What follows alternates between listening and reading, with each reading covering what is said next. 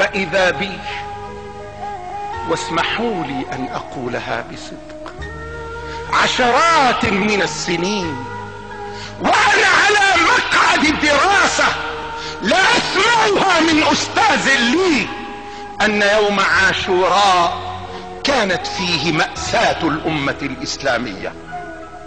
لماذا كانوا يخفون عنا ذلك؟ سامحهم الله. قال خوفا من أن تتأثر فتتشيع. خوفا.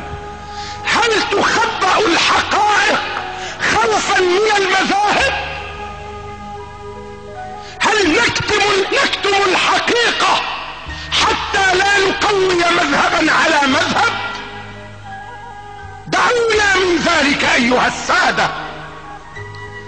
فقد مضى زمان يستعمل فيه الدين متكئا لسياسة الأشخاص، وقد مضى الزمن الذي يستغله من سمي بأمير المؤمنين ظلما ليعيش في الأرض فسادا. فما أمير المؤمنين إلا رجل أقام ميزان الحق عليه أولا، ووزن نفسه بالشريعة ثانيا، ووضع ميزان الإسلام عليه وعلى أسرته ثالثا، فهذا أمير المؤمنين. أما أن يكون أميرا ببيعة تؤخذ قهرا أو بانتخاب يؤخذ تزويرا ورشوة، فهذا ليس أميرا لأحد، إنما هو أمير هواه ونفسه وشهواته. حقيقة يجب أن أعلنها. ومن قتل عليا رضوان الله عليه أناس إذا صلوا خجلنا من صلاتنا، وإذا صاموا خجلنا من صومنا، يمرقون من الدين كما يمرق السهم من الرمية.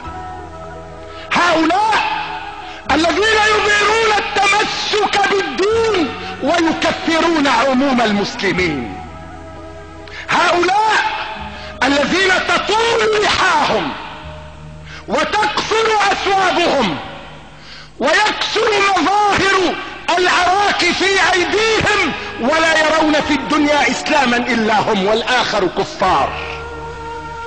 ويؤسفني أن أقول إنهم الآن يعودون.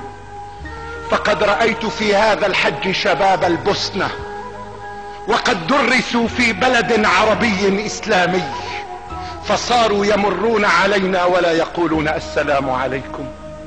فسألتهم لماذا لا تسلمون؟ لماذا لا تقولون السلام عليكم؟ قال لأن ثوبك طويل ولحيتك ليست مطلقة فلا يسلم عليك. هؤلاء من قتلوا سيدنا عليا،